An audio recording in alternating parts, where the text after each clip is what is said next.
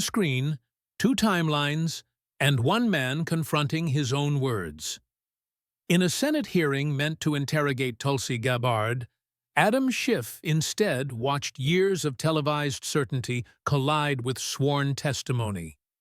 What followed wasn't a partisan clash, but a credibility implosion. Subscribe now, because the documents, clips, and consequences that come next may nearly get darker from here forward tonight. The screen lit up without ceremony, and for a split second, the hearing room did not seem to understand what it was being asked to watch. Adam Schiff's own face stared back at him, younger by 8 years, hair darker, posture looser, eyes bright with the relaxed certainty of a man who believed history had already chosen his side. He was seated across from Chuck Todd, leaning forward in that familiar cable news posture that blends urgency with authority, the posture of someone who knows the camera is an ally. The audio filled the chamber with flawless clarity, and the words landed exactly as they had years earlier, confident and unqualified. "Actually, no, Chuck," he said. "I can tell you the case is more than that, and while I can't go into particulars, there is more than circumstantial evidence." The clip cut abruptly. Same face, different studio, CNN graphics sliding into place like muscle memory. December 2017, Schiff again, this time declaring that the Russians offered help. The campaign accepted help. Both sides sought to conceal that help, and that this, in his words, was the very definition of collusion. There was no hesitation in his voice, no caveat, no conditional phrasing, just the practiced confidence of a man speaking as though the evidence were already settled fact. Another cut followed, ABC News in October, George Stephanopoulos nodding along as Schiff asserted that much of the Steele dossier had been corroborated. That assertion would later collide head-on with sworn testimony, Inspector General findings, and a special counsel report. But in that moment, it sounded definitive. MSNBC appeared again, Rachel Maddow's studio lights bathing the screen in blue, November 2017. "We are very close to a prosecutable case," Schiff said, his tone measured, his certainty intact, the cadence of someone preparing the public for an inevitable conclusion. Then CNN in 2019, "The evidence is in plain sight," followed by ABC in 2020, "We now have ample evidence." The montage was not dramatic in the cinematic sense, but it was relentless, claim after claim stacked with mechanical precision. When the screen went dark, the room did not immediately react, as if everyone needed a second to process what they had just been shown. The Hart Senate office building hearing room fell into a silence so complete it seemed to thicken the air. Every senator on the Intelligence Committee sat motionless, and the press gallery, which had buzzed moments earlier with whispered commentary and keyboard taps, went still. Somewhere in the back, a single camera shutter clicked and then stopped, the sound unusually loud in the absence of anything else. Tulsi Gabbard sat at the witness table, hands folded, posture rigid in the unmistakable way of someone with long military training. She did not rush to fill the silence, because she understood that silence, deployed correctly, can speak louder than accusation. After 3 measured seconds, she began to speak, her voice calm, even, almost clinical. "Now let me read what the witnesses who testified before your committee said under oath, Senator," she said, opening a thin manila folder. It was not a thick binder, not a theatrical prop, but a single folder, thin because the truth, as she would frame it, did not require bulk. "Former Director of National Intelligence James Clapper," she read, "never saw any direct empirical evidence that the Trump campaign or anyone in it conspired with Russia." She turned the page with deliberate slowness. Former Deputy Attorney General Sally Yates, asked whether she had evidence of collusion, answered no. Former National Security Advisor Susan Rice asked the same question, answered no. The names carried weight, not because Gabbard emphasized them, but because Schiff himself had elevated these figures for years as authoritative voices. She closed the folder and looked directly at him, not with anger, but with the focus of someone delivering a diagnosis. "You sat in the room when they said this," she told him, "and you had their transcripts. You classified those transcripts," she continued, "and kept them secret for over a year. You released them only when the White House threatened to do it first, and even then, only after the narrative had already been set. Knowing what these witnesses said under oath, you went on television hundreds of times and told the American people the opposite. You didn't misspeak, you didn't exaggerate, and you didn't misunderstand," she said, her voice steady. "You lied, deliberately and repeatedly, while holding a security clearance that gave you access to the most sensitive intelligence in this country." Senator Adam Schiff sat 6 seats to her left on the raised dais, his hands flat on the desk, fingers splayed. His face was composed in the practiced mask of a man who had spent decades under cameras and understood how quickly expressions become headlines. Behind that mask, something was shifting, not because the accusations were new, but because the presentation was different. This time, the claims were paired with his own words, his own face, his own voice, arranged in a sequence that allowed no easy escape. You can spin a headline, you can dismiss an attack, but you cannot unsay what you said on camera. To understand how the man who became the public face of the Russia investigation arrived at this moment, you have to rewind several hours. That morning, Schiff still believed he was the prosecutor, and that Tulsi Gabbard was the defendant. He arrived at the Russell Senate office building at 7:15 a.m., early enough to feel ahead of the day, early enough to believe control was still possible. His chief of staff was already there with a briefing packet, 2 lattes, and a legal pad filled with carefully prepared talking points. "The vulnerability is the declassification," his aide said, pointing to a highlighted section. "She released the HPSCI report over CIA objections," the aide continued, "and former analysts are already on record calling it reckless." "That's your line of attack," he said, invoking sources and methods, institutional norms, and the sanctity of classified information. Schiff nodded, flipping through the packet, already mentally rehearsing how the phrase "endangers national security" would sound on camera. The strategy was familiar, tested, and effective, because it had worked before. It had worked against Devin Nunes, against John Durham, and against anyone who challenged the intelligence consensus from the outside. Accuse the accuser of politicization, invoke grave concern, and let the media ecosystem do the rest. CNN would frame it as reckless declassification, MSNBC would line up former officials to express alarm, and editorial boards would write about institutional erosion. By evening, the hearing would be remembered not for what Gabbard said, but for what Schiff said about what she did. "She's a former Democrat who switched sides for power," he told his team, "and the press already doesn't trust her." "This should be straightforward," he said, waving away concerns about her military background and independent appeal. Schiff had spent the previous evening rehearsing his questions the way he always did before a major hearing, alone in his office with note cards laid out in neat rows.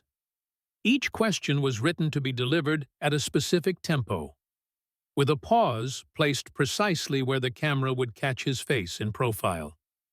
He practiced the phrasing 3 times for each card, testing which version sounded most authoritative without sounding rehearsed. This was not vanity, at least not as he understood it, but preparation. The craft of a man who believed hearings were won as much by framing as by facts. He knew exactly when to look down at his notes and when to look directly at the lens, as if addressing the country rather than the witness. The 5 questions he had prepared all led to the same destination, even if they approached it from different angles. Tulsi Gabbard, in his framing, was not an intelligence professional, but a political actor wearing the uniform of oversight. Her declassification, he planned to argue, was not about transparency, but about helping Donald Trump relitigate the past. She was a weapon, not a watchdog, a tool of grievance dressed up as reform. The logic had worked for him for years, and there was no reason he believed it would not work again. The censure hadn't stuck, his aide reminded him, and in fact had boosted fundraising. Durham hadn't stuck, Mueller hadn't stuck, and the Russia narrative, though wounded, had never truly been killed. Every attack had become a proof point that he was effective, that his enemies wanted him silenced because he was right. He had learned to turn resistance itself into evidence of virtue, a self-sealing logic that insulated him from doubt. What he did not see was that insulation can also become isolation. What Schiff did not know, because he had grown accustomed to being the one who controlled the narrative, was that Tulsi Gabbard had spent weeks preparing in a very different way. She had not prepared for a television performance or a viral clip, but for contact, the kind that leaves no room for improvisation. 3 miles away, in a secure conference room at ODNI headquarters in McLean, Virginia, she sat with her general counsel and a small team of analysts. They had assembled what they jokingly referred to as the Schiff file, not as an insult, but as a descriptor. It was a record, not an argument, built to speak for itself. The file was organized chronologically, beginning in January 2017 and ending in July 2025. It was divided into 3 categories, each sufficient on its own, but overwhelming when combined. The first category contained every public statement Schiff had made about Russia collusion, cataloged with dates, networks, and exact quotes. There were more than 200 of them, compiled into a searchable database and edited into a single compilation video. The video did not editorialize, did not add music or narration, and did not cut away from context. The second category was the sworn testimony of Obama administration officials before Schiff's own committee. These were the witnesses he had cited implicitly for years, the authority behind his confidence. Their words, spoken under oath in closed session, were flatly inconsistent with the claims he had made publicly. He had classified those transcripts, kept them sealed, and only released them when forced by external pressure. In the file, their statements were printed in plain black text, stripped of drama, devastating in their simplicity. The third category contained the declassified documents released in July 2025. The HPSCI staff report, the whistleblower account, and internal emails that revealed how the intelligence assessment on Russian interference had been shaped. These documents showed disagreement, revision, and pressure, the human fingerprints behind what had been presented as ironclad consensus. They did not require interpretation so much as attention, something Gabbard was confident the public could provide. Together, the 3 categories formed a closed loop: public claims, private testimony, and documentary record. He will go after the declassification, her counsel warned, citing sources and methods and CIA objections. Let him, Gabbard replied, because every time he talks about classification, I get to ask him about reading the Steele dossier into the Congressional record. She understood the psychology of hearings as well as he did, but from a different angle. He thought in terms of dominance, of seizing the frame and holding it. She thought in terms of pressure points, of letting an opponent open doors and then walking through them calmly. He thinks this hearing is about me, she said, about whether I'm qualified, about why I left the Democratic Party. He's going to try to put me on trial, and every time he does, I'm going to respond with his own words. She was not angry when she said this, and that was part of the preparation. Anger reads as defensiveness on camera, but composure reads as confidence. She intended to give him nothing to react against except the record. The hearing began at 10 sharp, but the room was full long before the gavel fell. Staffers lined the walls, reporters filled the gallery, and the quiet hum of anticipation settled into the space. Schiff entered through the main doors, pausing for cameras, delivering a statement about accountability and the dangers of reckless declassification. He wore a charcoal suit and blue tie, chosen for its sober neutrality, the uniform of institutional seriousness. The irony of that image would not become apparent until later. Gabbard entered through a side door without ceremony. No entourage followed her, no statement was made to the press. She wore a dark navy suit, no jewelry, no accessories, projecting the aesthetic of a military briefer rather than a politician. She adjusted the microphone, poured water into a glass, and waited. She did not look at Schiff because she did not need to. The first hour unfolded as expected. Republican senators asked about the mechanics of declassification, whistleblower protections, and the internal review process. Gabbard answered in clipped, precise language, sticking to dates, procedures, and statutory authority. Democratic senators followed with concerns about foreign partners and intelligence relationships. Raising familiar objections, she acknowledged each concern without conceding the premise behind it. Then Schiff's turn arrived, and with it, the shift he had been waiting for. He adjusted his microphone, straightened his notes, and leaned forward slightly. "Director Gabbard," he began, his voice measured. "In July, you declassified a report over CIA objections that warned of potential harm to sources and methods. Former analysts have called the level of detail shocking," he said, citing media coverage rather than documents. "My question is simple," he concluded. "Did you prioritize political impact over intelligence safety?" Gabbard leaned forward in response, mirroring his posture without mimicking his tone. She thanked him for the question and spoke first about her service, about deployments and the real-world consequences of compromised intelligence. She did this not to boast, but to establish context, to anchor the abstract concept of classification in lived experience.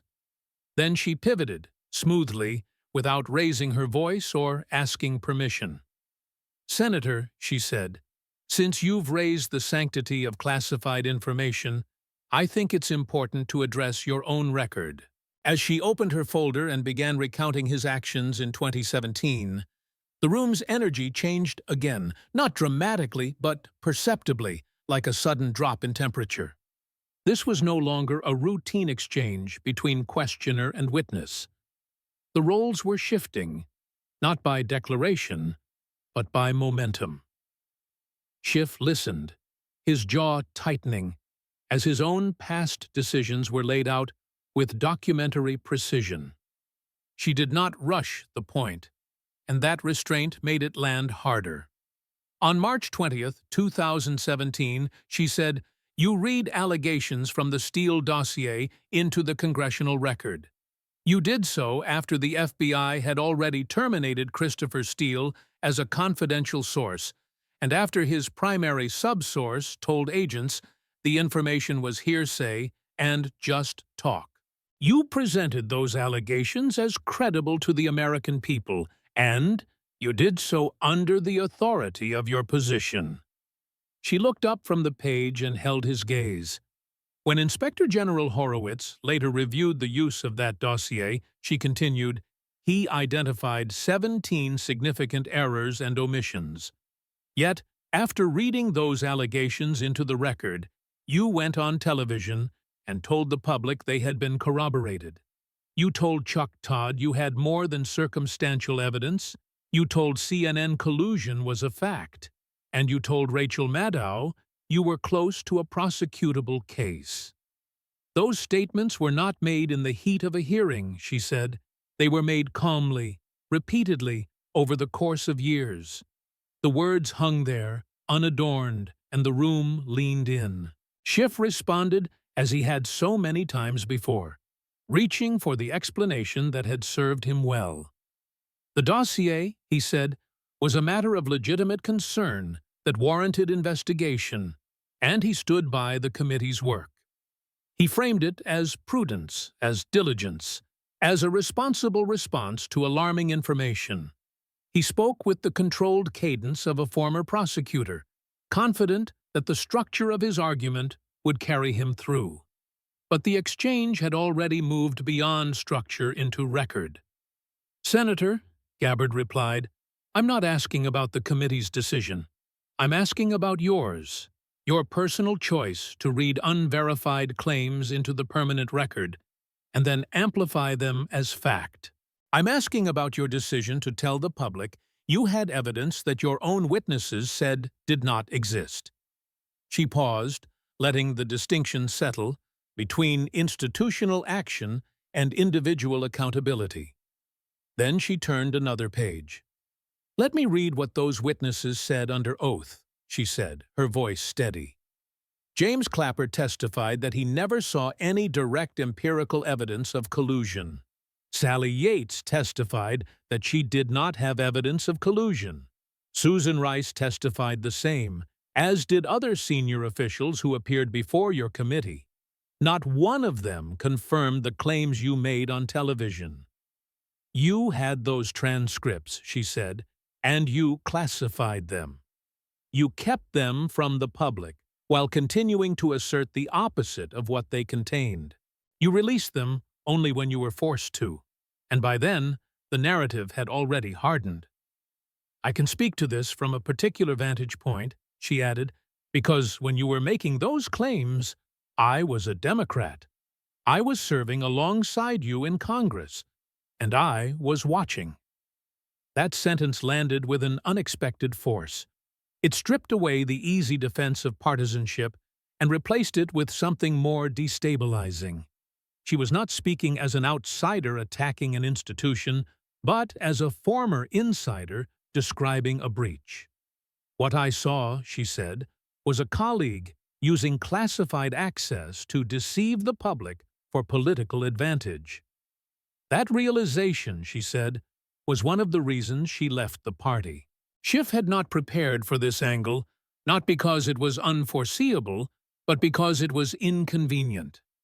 The partisan shield he had relied on for years could not absorb a blow delivered from within. He leaned forward again, tightening his grip on the microphone. "Director Gabbard," he said, "let's be clear about what's happening here. You left the Democratic Party, you campaigned for Donald Trump, and he rewarded you with this position." He framed her testimony as retribution, as a politicized use of the intelligence apparatus to target an opponent. "This isn't oversight," he said. "This is revenge." The words were sharp, but they lacked the authority they once carried. Gabbard did not interrupt him, and when he finished, she nodded slowly. Then she began again, not louder, but deeper. "You're right that I left the Democratic Party," she said, "and let me tell you why." She spoke about her early political career in Hawaii, about being 23 years old and newly re-elected when her unit was called to deploy. She spoke about being told she could stay home, keep her seat, and continue her career. She volunteered instead, becoming the first sitting state official to leave office to serve in a war zone. Her voice did not waver as she described Iraq. She described serving as a combat medic, reading casualty lists each morning, and the sign at the base entrance that read, "Is today the day?" She spoke of the difference between theoretical risk and lived consequence. When she returned, she said, she served 8 years in Congress as a Democrat, ran for president as a Democrat, and sat on key committees. What she saw from the inside, she said, changed her understanding of power. The Russia narrative, in her view, was not intelligence analysis, but political strategy. "You were its chief architect," she told him, her tone unwavering. "I didn't leave because Donald Trump recruited me," she said. "I left because I watched people weaponize intelligence, the Justice Department, and the media to maintain power. I watched you tell the public you had evidence that didn't exist while the real evidence stayed locked away. I served in Baghdad while you served on cable news, and I take the integrity of intelligence seriously." The room was quiet again, but this silence felt different. It was not the stunned pause of a reveal, but the weight of something that had been building. Schiff's staff, watching from a nearby office, exchanged glances, recognizing the failure of the familiar playbook. They sent messages urging him to pivot, to redirect, to stop engaging. But Schiff did not pivot, because escalation had always been his instinct. "Since you've raised the issue of credibility," he began, his voice tightening, "let me remind you." Before he could finish, Gabbard interjected with a procedural precision that caught the room off guard. "Since you've raised it, Senator, let me add something to the record." She did not wait for permission, because the cadence of the exchange had already shifted. She was no longer responding. She was documenting. On September 26, 2019, she said, "You chaired a hearing on the Ukraine whistleblower complaint. In your opening statement, broadcast live, you read what you presented as the President's words to President Zelensky. Those words were not in the transcript, not in any witness account, and not in any recording. You fabricated them," she said plainly, "and when confronted, you called it parody. The chairman of the House Intelligence Committee fabricated presidential quotes and called it parody." She turned the page again. "8 days earlier, you appeared on MSNBC and said your committee had not spoken to the whistleblower. That statement was rated false because your staff had communicated with the whistleblower before the complaint was filed. You reversed your position only after that coordination became public. You wanted transparency until transparency would expose you."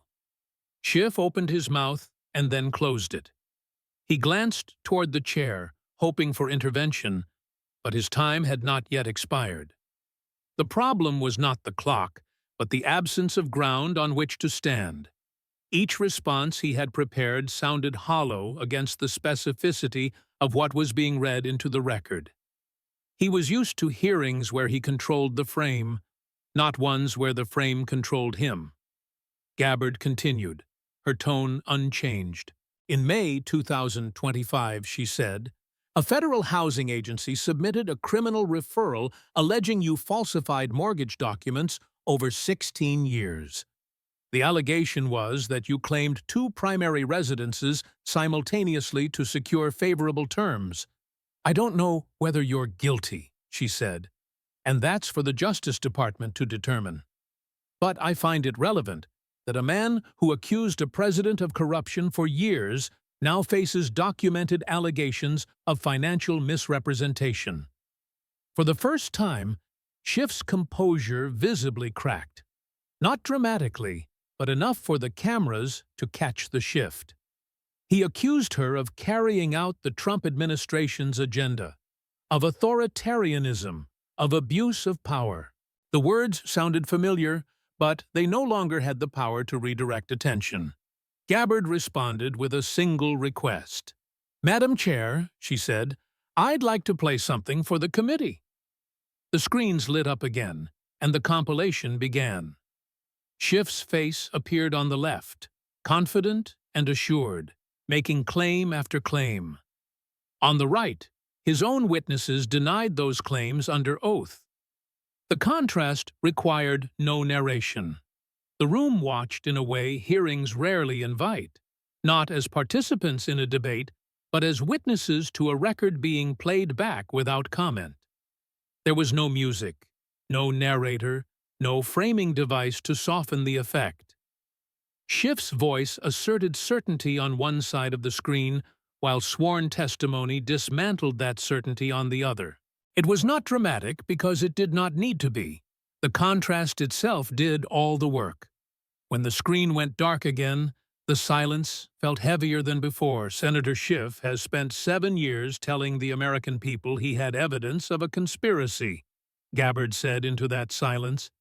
He did not, and he knew he did not, because the witnesses he supervised told him so under oath. He told the public the Steele dossier was corroborated when it was not. He fabricated presidential quotes during an impeachment hearing and called it parody. He misled the public about contact with a whistleblower and blocked testimony when the truth emerged. She did not raise her voice, did not pause for effect, did not gesture for emphasis.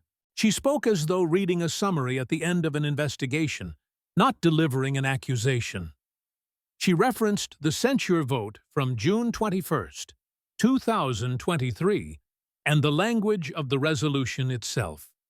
She spoke about trust, about the responsibilities attached to classified access, and about the difference between intelligence and narrative. Then she stopped, closed her folder, and sat back. Chairwoman Collins waited 2 seconds before speaking, as if checking whether anything else needed to be said.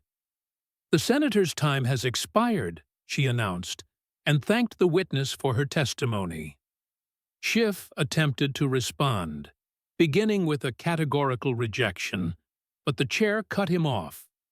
The committee recessed, the gavel fell, and the spell broke. Senators stood, staff moved, and the press gallery erupted into controlled chaos. Schiff did not stand immediately. He remained seated, staring at the now blank screens, his posture rigid. His chief of staff approached and whispered something urgent about a press conference, about needing to control the narrative. Schiff shook his head and asked for a minute, his eyes still fixed forward. He was not thinking about the accusations, but about the compilation. He had heard criticism before, plenty of it, but never in that form. The side-by-side, his own face, his own voice, unedited, juxtaposed with sworn testimony, left no room to maneuver. There was no claim of selective editing, no suggestion of context being stripped away. It was his chosen words, delivered on his chosen stages, repeated over years. He had assumed no one would ever compile them and play them back this way. He thought about March 20th, 2017, reading the dossier into the record. He remembered convincing himself it was necessary, that it might be true, that the risk was worth taking. Over time, the distinction between believing something, suspecting it, and using it strategically had blurred. No one had forced him to confront that blur, because the environment rewarded certainty and punished doubt. Until now, no one had held his claims against the actual transcripts in public. When he finally stood and walked toward the hallway, the cameras followed him automatically. 6 minutes passed before any Democrat on the committee posted a reaction online. In Washington, where responses are measured in seconds, that silence was conspicuous. Within the hour, clips from the hearing began circulating, not as commentary, but as documentation. The compilation video was shared without captions, without framing, without argument. The first cut to go viral was less than 40 seconds long. Schiff saying more than circumstantial evidence, followed immediately by Clapper saying no direct empirical evidence. It spread faster than opinion pieces ever could, because it required no explanation. By evening, it had tens of millions of views, and by the next morning, more than 50 million. The algorithm favored simplicity, and this contrast was as simple as it was devastating. The second clip that gained traction was Gabbard's line about Baghdad and cable news. Someone slowed the footage, isolating Schiff's expression as she spoke. It became a meme not because it was flashy, but because it captured a moment of unguarded recognition. The third clip focused on the parody explanation, with the word itself displayed on screen. Each clip traveled independently, reinforcing the same underlying question. Schiff held a press conference 90 minutes after the recess. He stood in a hallway, flanked by allies, and delivered a statement his team had prepared quickly. He framed the hearing as political theater and accused the administration of weaponizing intelligence. The delivery was polished, the words familiar, the posture confident. But the statement struggled to land. Because the hearing had not been about motives, Gabbard had not mentioned Trump during the exchange. She had not invoked party labels or ideological framing. She had read Schiff's own words back to him and compared them to the record. Calling that partisan required ignoring the source of the material itself. The narrative frame he offered felt disconnected from what viewers had actually seen. Progressive outlets attempted to apply the usual interpretive lens. Headlines framed the hearing as spectacle and retaliation. But the compilation video made those narratives secondary. Viewers were not debating intent. They were observing contradiction. Once that observation set in, spin became less effective. The most striking reactions came from former Democrats. People who had left the party over the past several years saw in the hearing a reflection of their own doubts. Veterans, journalists, former state officials posted videos and threads describing a sense of betrayal. They spoke not of ideology, but of trust, and how easily it had been granted. The question they kept returning to was simple and unsettling. If he lied about this, what else did he lie about? Not in a conspiratorial sense, but in the mundane way trust erodes. A Gold Star mother called into a radio show and asked whether intelligence claims she had accepted in the past were real. Her question was not accusatory, but weary. It revealed the deeper damage, credibility, as a category rather than a position. In California, the reaction was complicated. Schiff had won his Senate seat comfortably, and his base remained loyal. But internal polling showed a measurable drop in approval, driven not by ideological shift, but by doubt. The compilation video forced a pause that polling could not fully explain. Once planted, doubt does not announce itself loudly. The mortgage investigation continued quietly in the background. No charges had been announced, but the existence of an inquiry shadowed every appearance. The irony was difficult to ignore, even among sympathetic observers. The man who had demanded transparency now invoked due process. The man who had urged conclusions now asked for patience. Gabbard returned to ODNI headquarters after the hearing. She did not hold a press conference or post on social media. She went back to classified briefings and threat assessments, the work that rarely trends. When asked privately how she thought it went, she said she answered the questions and showed the record. To her, that was the purpose of oversight. When a reporter pressed her the next day for comment, she offered only a brief response.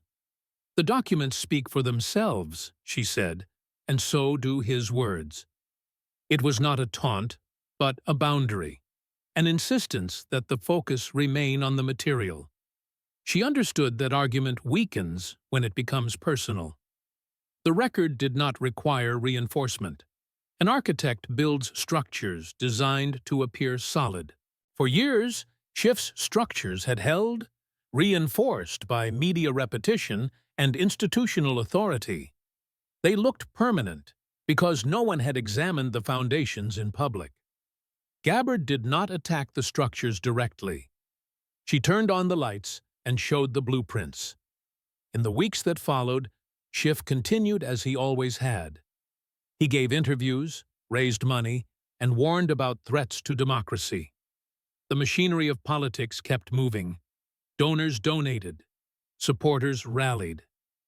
But something subtle had shifted beneath the surface. A hesitation entered the room whenever he claimed to have seen the intelligence. Trust, once fractured by recorded contradiction, does not repair easily. People do not forget what they have watched themselves. The compilation had changed the context in which every future statement would be heard. It introduced a pause between claim and acceptance, and in politics, that pause can be decisive.